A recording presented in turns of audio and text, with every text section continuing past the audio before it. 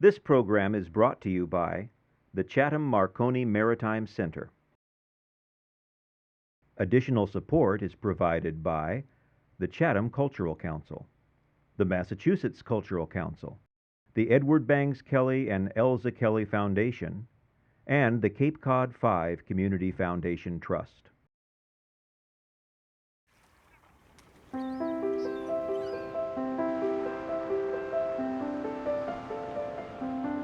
Chatham, Cape Cod, founded in 1656, where Massachusetts bends her sandy elbow to the sea.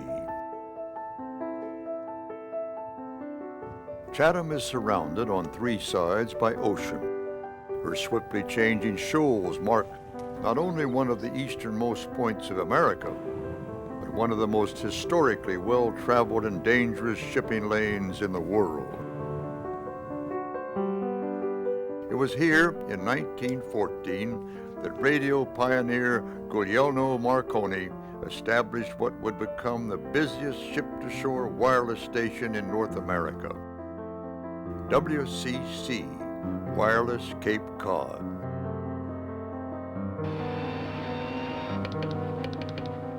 In his efforts to compete with the transatlantic cable, Marconi had astounded the world a decade earlier with the first two-way wireless communication between Wellfleet, Cape Cod, and Poole, England. Now, with the new station in Chatham, he set to the business of making his initial breakthrough a day-to-day reality.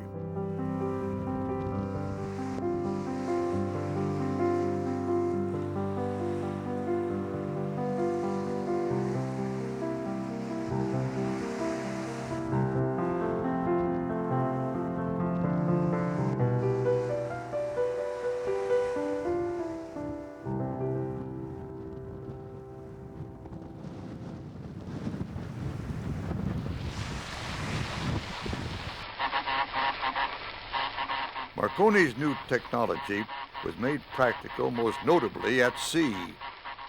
Ships equipped with a wireless telegraph room now had an immediate link to shore from the farthest reaches of the globe. No longer would sailors and passengers wait hours in distress on the chance that their flares or flags would be noticed by a passing ship or by those on shore. Wireless communication effectively ended isolation at sea. Indeed, in 1912, it was the SOS from the Titanic's Marconi room that brought the Carpathia steaming to the 705 survivors. The life-saving role of Marconi's technology was undeniable. Those who have been saved, said the British Postmaster General, have been saved through one man, Mr. Marconi, and his wonderful invention. Congress soon required all ships with more than 50 passengers to have wireless operators on duty 24 hours a day.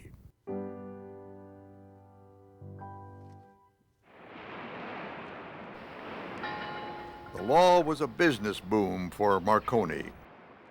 It fueled the expansion of his new global network, which included the powerful WCC Chatham Circuit. His continued ownership was to be short-lived, however. America's involvement in World War I brought the Chatham station under U.S. Navy control. After the armistice, Marconi sold his assets to the Radio Corporation of America.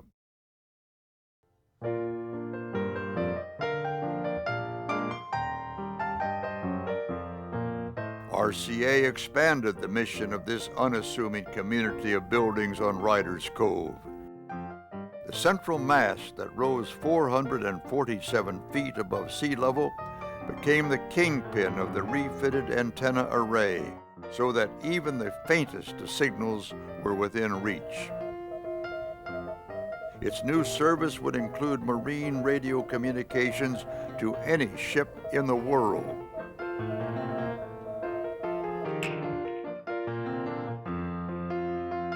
Many of the RCA operators lived just steps from the operation building in the station housing facilities. living on site and always on call. The brass pounders, as they were known, were kept busy around the clock. They tapped out international code with their fast and precise key, to and from as many as 8 ships at a time. Ship radio operators called WCC a booming signal.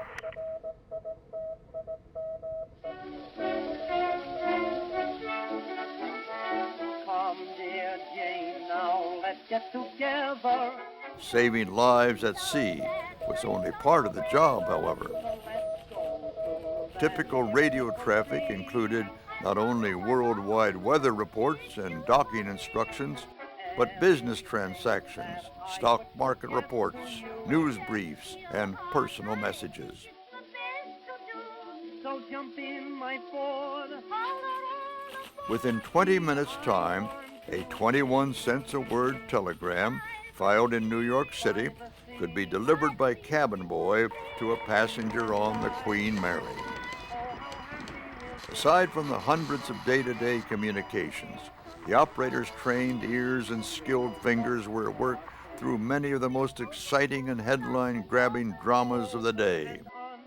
The steady dots and dashes of their Morse code assisted famed pilots, bold explorers, and daring seamen. Beside the sea. Howard Hughes, oil multimillionaire and former Hollywood producer. He averaged 332 miles an hour.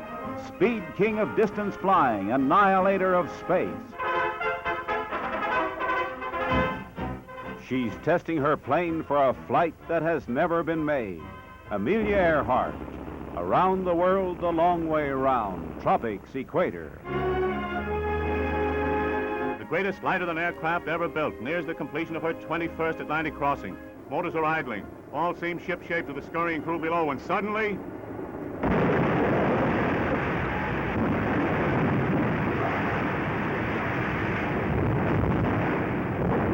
While a disaster at sea provided your newsreel camera with the opportunity to again prove the most complete reporter, bringing to the screen the tragedy of the Andrea Doria, rammed by the Swedish liner Stockholm. A graphic report of the final moments of a great ship near Nantucket Lightship, a bit of the Atlantic noted for its heavy traffic. Even great liners have their difficulties in the rage of wind and sea. In 1926, 10 days out of New York Harbor, the cargo ship Antono struggled in a force 10 wind for 5 days. Chatham radio was the only station that heard the distress call. WCC transmissions guided the luxury liner, SS President Roosevelt, to the rescue of all those aboard just minutes before the Antono sank. Operator Leslie Strong was decorated by the British government for his aid.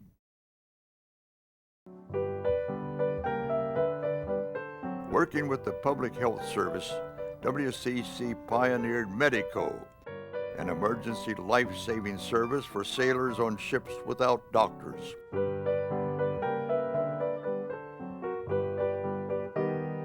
Upon request, operators would contact land-based doctors and tap out diagnoses and treatments. For the seriously ill, medical personnel met the ship on shore.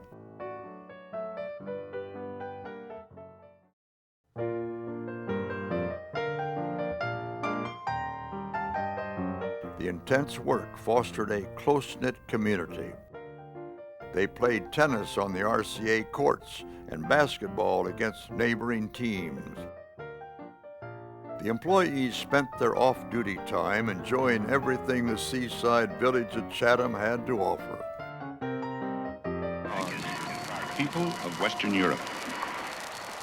A landing was made this morning. During World War II, the station was again taken over by the U.S. Navy to intercept Nazi transmissions and relay them to code breakers in Washington, D.C.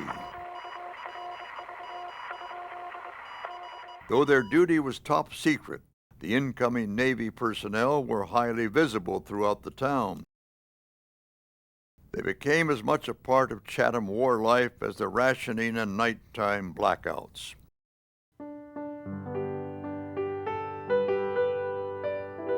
With the close of the war and the return of civilian operators, WCC was again upgraded. The kingpin mast that so defined the Chatham skyline was removed.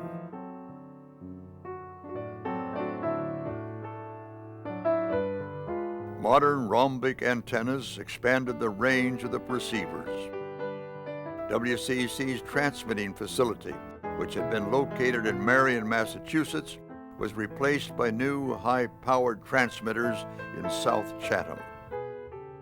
By the 1950s, WCC was acknowledged as the busiest marine wireless station in this hemisphere. Countless numbers of ships depended on her every day. The arrival of space-age satellite technology threatened to replace WCC's reliance on dots and dashes. But the brass pounders of Chatham continued to be recognized as leaders in marine communications. In 1961, hijackers boarded the cruise ship Santa Maria in the Mediterranean. During the week-long saga, WCC operators were the sole contact with the hijackers, keeping the anxious world in touch. Wireless Morse code was still a critical link on the international stage, but the last days were at hand. Incoming messages were soon fully automated and rerouted to Point Reyes, California, and ships were required by international law to use satellite systems.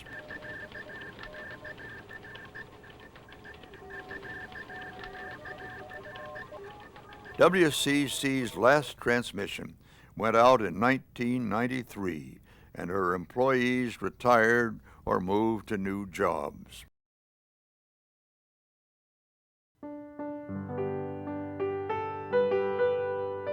The town of Chatham purchased the entire WCC complex in 1999. The land and structures at the North Chatham site were listed on the National Register of Historic Places, but the purchase and sales agreement required removal of the South Chatham transmitting station.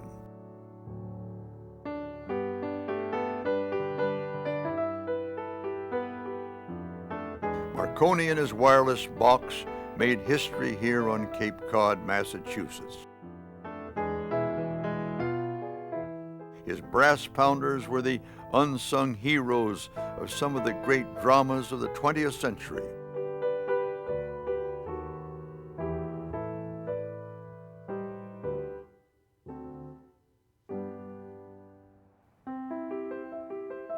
It is tempting to look at these modest buildings, this little complex, as merely a memorial to Marconi. But the story of Chatham Radio, WCC, continues, and Marconi's initial vision still is being carried forward.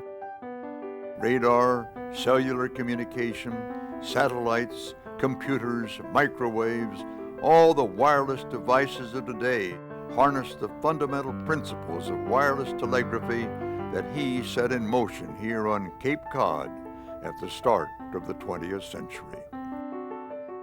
Today on the shores of Riders Cove, WCC Chatham is not just preserved as a local landmark. Silent, unused, and untouched, Blues, raise your hand. it has again been opened by the people of Chatham and by organizations who visualize a museum and education center that will tell the history of this untold story. Alpha Line, Wireless Cape Cod, calling CQ20 from the Marconi Special Event Station and listening.